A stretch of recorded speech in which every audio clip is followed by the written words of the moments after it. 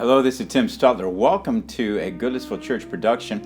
Here in the fall of 2022, my wife and I had the joy of traveling to Israel. It was the first time that we were ever able to go. We traveled with Clayton King Ministries, with Clayton and Shari King, and 16 people from the Southeast United States. We had an incredible time. Our tour guide was Cyril Bar David of Yad Hashmanah Guest House. He was extraordinary. And so what I did, I filmed each one of these stops, filmed what he had to say, and we wanted to share those with you. We're calling this series The Lay of the Land. I hope that you enjoy it.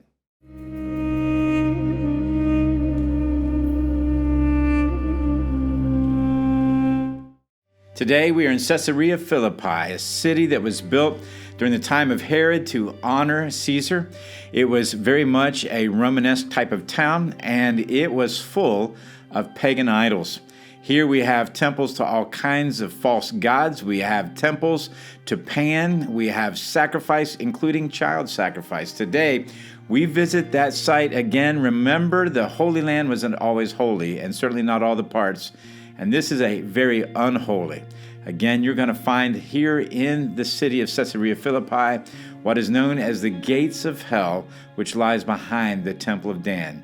This is where Jesus said to Peter, I will build my church, and the gates of hell shall not prevail against it. Enjoy our time with our guide, Cyril Bar David. Let's go to Caesarea Philippi together. And during the biblical time, Dan, which is not very far from here, a few miles to the west, was the center. But through the centuries, it started changing. And when when Alexander the Great is taking over the Middle East, the Greeks find this place, and this is, remember, it's also a spring. We have seen the spring of Dan. This is the spring of Mount Hermon. Okay, so it's called Hermon Spring. It's the second spring from the three springs that all together form the Jordan River a few miles from here down south. So it's the second. So they like it very, very much. And later on, you will see there is a cave here at the side of the cliff, and they start to worship over here. Say, wow, it's big trees, green, water, cave. Of course, we can worship some gods here. This is what they would do. And they worship the god Pan. Okay? And Pan is this half man, half goat, like you see Narnia, something like that. And this god is responsible for the forests, for the shepherds, and of course, all different parties and, whatever they would do, being drunk, women, and so on, all celebrated and connected with the other. So they named the place after their god Pan, and they call it Panias. Okay, Panias, this is the Greek name for this center of worship, in a sense.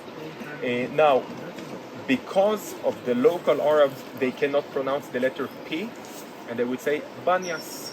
Very simple with B, like say pizza instead of pizza. So this is how the name was changed from Panias to Banias. Now, so this is the Hellenistic, the Greek. We're speaking of 4th century BC, the 4th century BC, 333 more or less. This is when it starts. Now, when Herod the Great, okay, he is the ruler of the entire kingdom, I would say, of Judea. I'm not going to enter into, again, all the history, but in certain point, he's under Rome. Remember, he got the permission from Rome to come here and to take over and become the king of Judah. He wasn't originally. And then he serves them. Now, Rome itself also had their own conflicts, and they fought inside always who would be the future emperor or Caesar. And there was actually a certain time that there was a war in the 1st century BC, okay, during the 40s basically of the BC.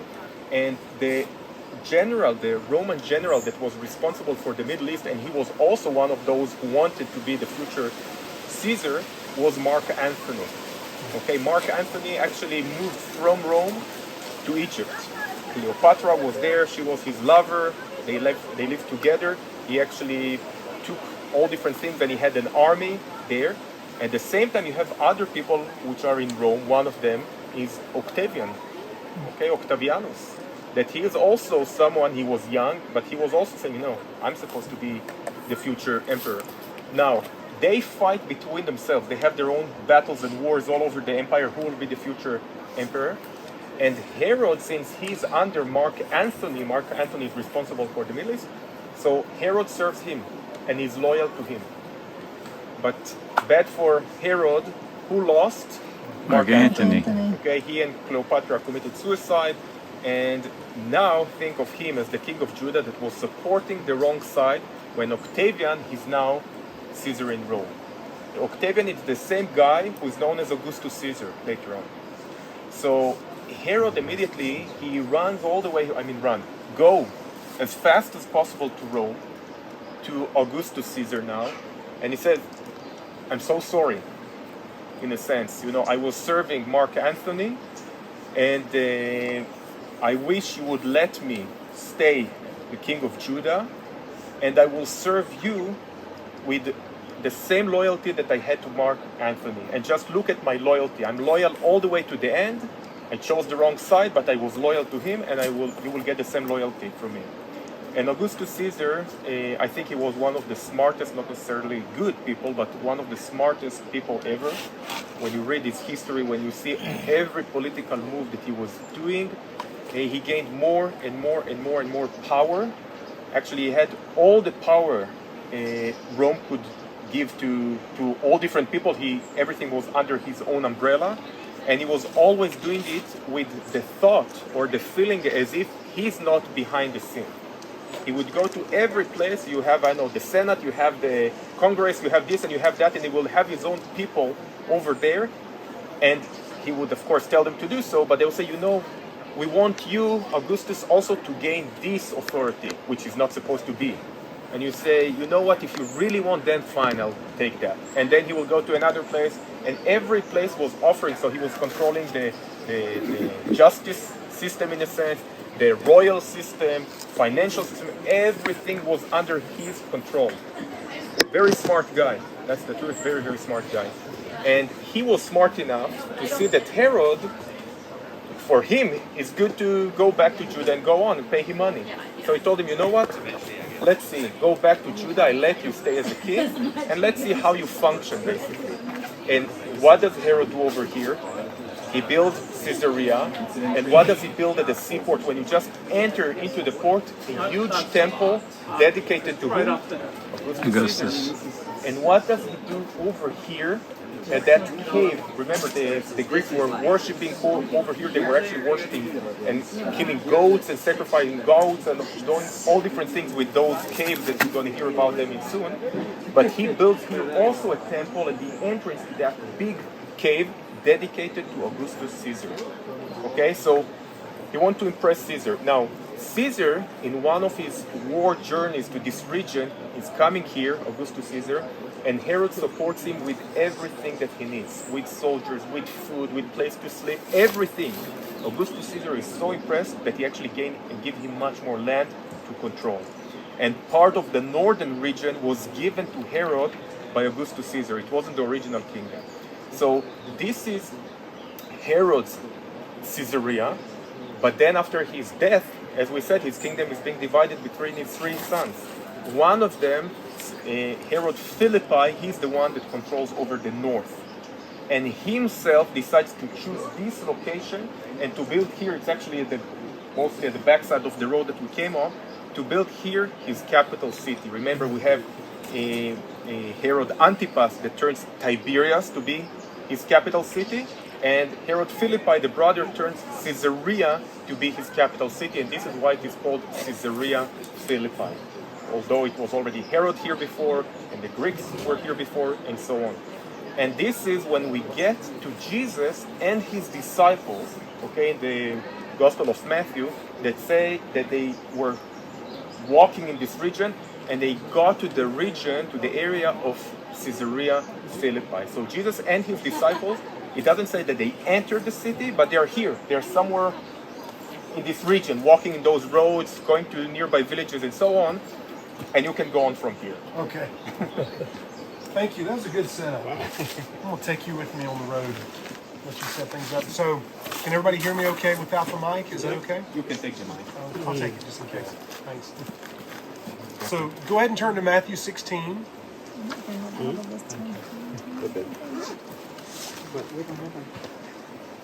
Matthew 16.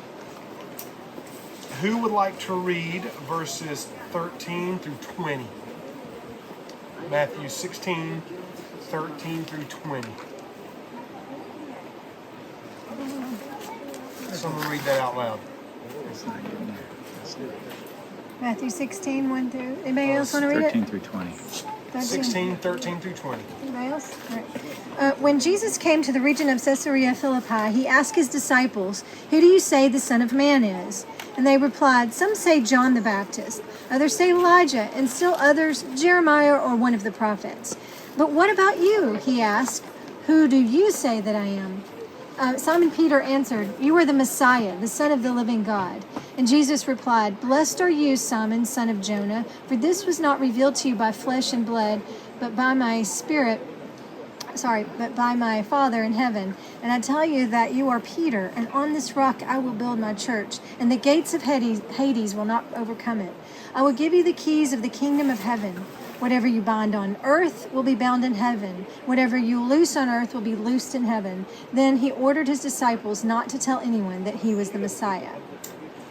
So I think I've mentioned this several times before. This is, for me, my favorite place in Israel.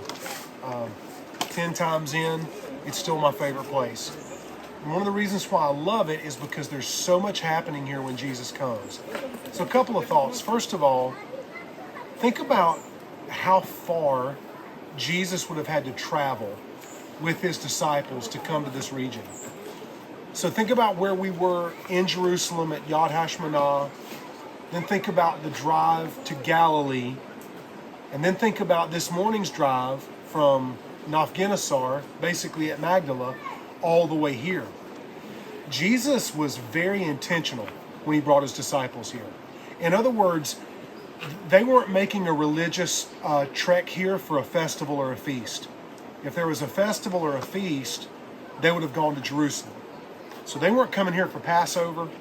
They weren't coming here for Feast of Tabernacles. They weren't coming here for any other reason than for Jesus to make a point. So Jesus intentionally brings them here. I want to point out to you the different converging forms of idolatry that we've already talked about, that Cyril has mentioned. First of all, you've got the influence of Herod. Herod is dead. His son Philip now rules this region. Philip names the region after himself, Philippi. That's pretty arrogant, pretty proud. Then you've got the fact that Herod, his father, built a city here named Caesarea after Caesar. That was pretty selfish of Herod to do. Herod knew if he named it after Caesar, he'd have a better chance of getting in good graces with Caesar. And Caesar would keep all the money flowing. Caesar would keep the authority flowing. It would benefit Herod to name the city Caesarea. And it's not a negative thing, but we still do forms of this in America. I mean, think about how many buildings are named after a patron donor.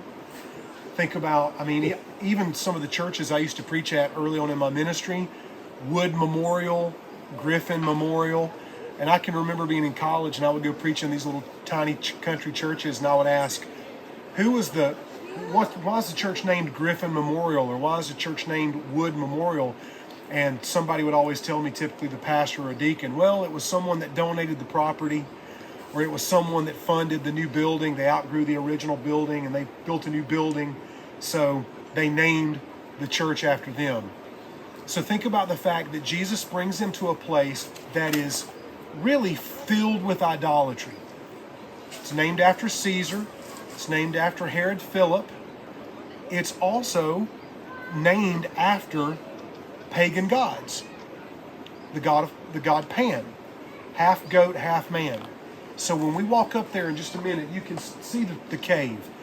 You will see to the right-hand side of this cave a little alcove, and there are several of them there.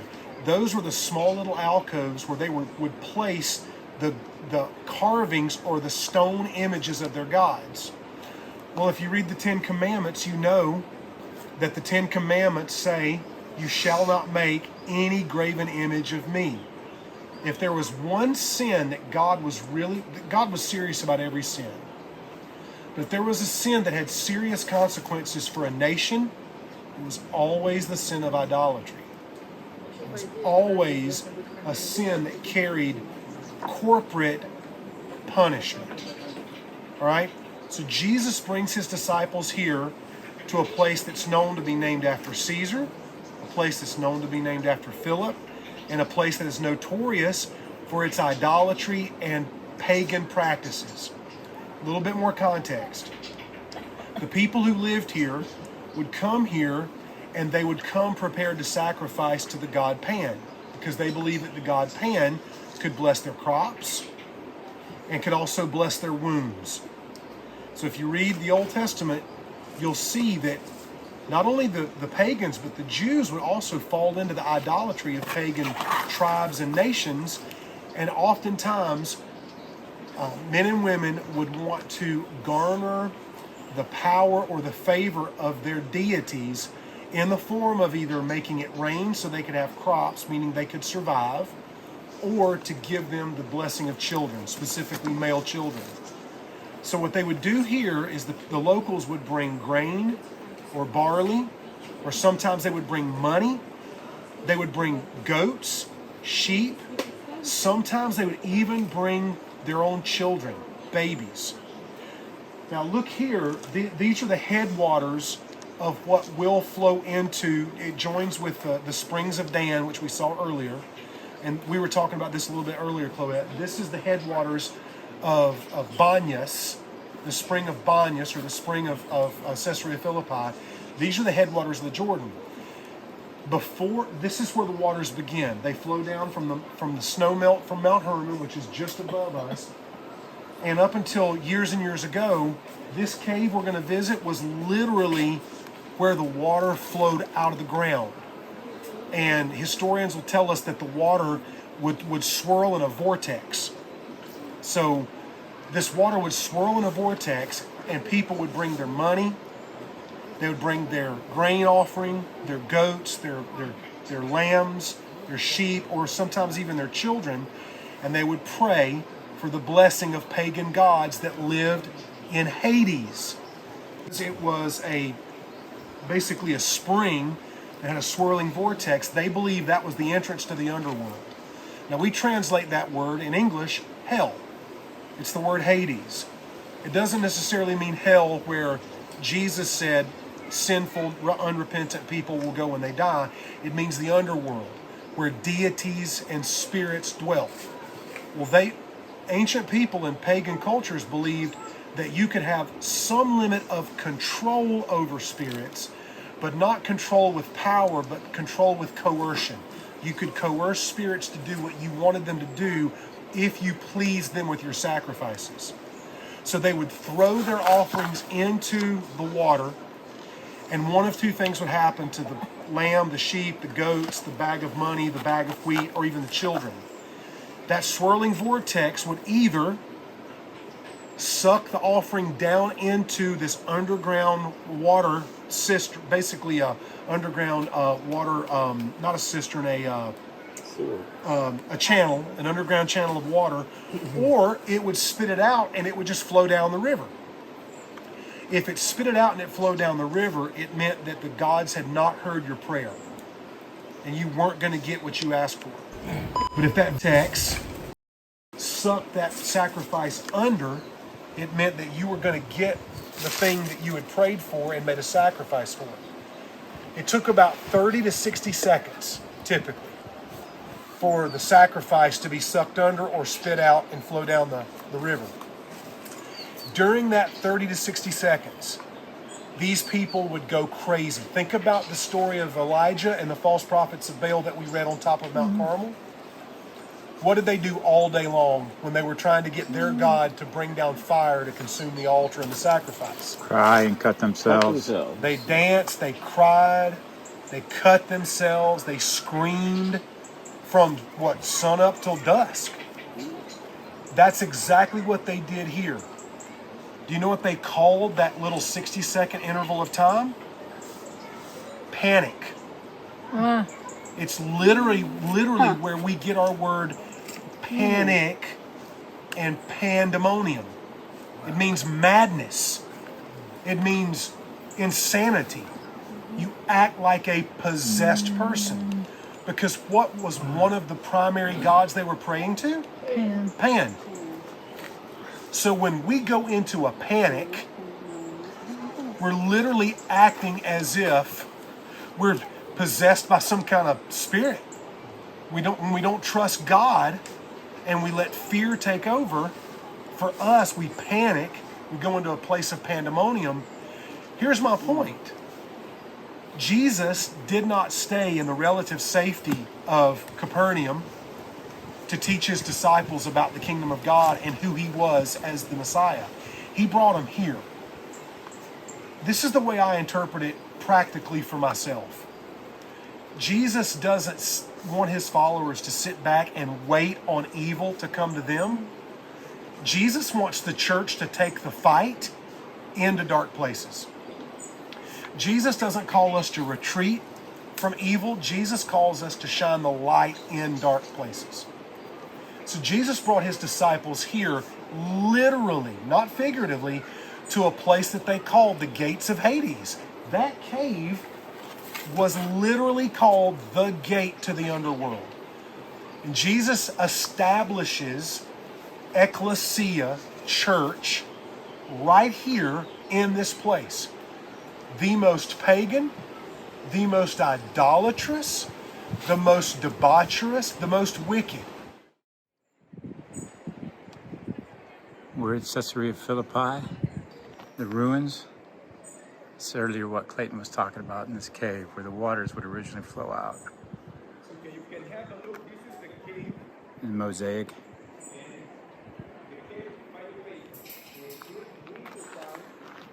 Still every once in a while it is full of water. And during winter time you can come and the whole thing is full of water. And you can see that it's full of dirt. So we believe that probably 2,000 years ago something was much deeper than what we see today. And maybe the spring itself from Mount Hermon, instead of starting down below, actually started here. That was the head of the spring. The temple that you see that Herod built is down there. This structure was the temple that Herod built at the entrance to the cave. But before that, all those temples behind you were built by the Greeks, one after the other. You can see all those niches where they would put those statues. And you can see here at the side, there is a picture that shows you how the whole thing, the center of worship, would look like. And I would say through all, like, it has to be after Herod's time, because you see Herod's temple and you see some Greek temples, and you can see some kind of, they would call it the dancing goats over here, that they would bring goats up there to the half-round stage to perform. Of course, they would believe that it's connected somehow to what the gods, the way they would answer them and so on. So the whole complex here is the center of worship. Today, not much is left, but you can still see the gate of Hades, basically. This is the gate of Hades. And like Clayton mentioned, that was the power back then. I mean, think of the people who live in this entire region. When they really want to get as close as possible to their gods, they would come here. And think how much power it reflects. In a sense, if you come here and you see these amazing temples and people are worshiping over here, it's power. And Jesus said, well, your kingdom will be much stronger than that. It won't prevail over that.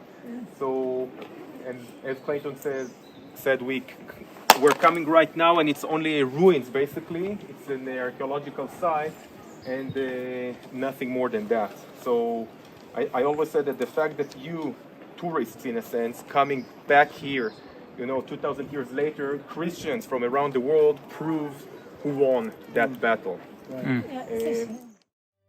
Well, I hope this has been interesting.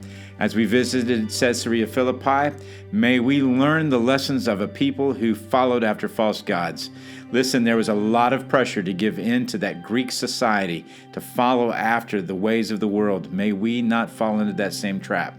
And so Jesus said, I will build my church, and the gates of hell, that was there in Caesarea Philippi will not prevail against it. All these false religions, all this secular worldview will not prevail against the church. And so we see all the time things that the church is diminishing, etc., etc. Listen, I promise you this, Jesus is not lying. The gates of hell will not prevail against the church. And so that is an offensive that the church must take. The church must be attacking the gates of hell, and we do that by spreading the gospel. May we do that boldly and with the confidence that the gates of hell will not prevail against us. God bless. Hope to see you next time on Lay of the Land.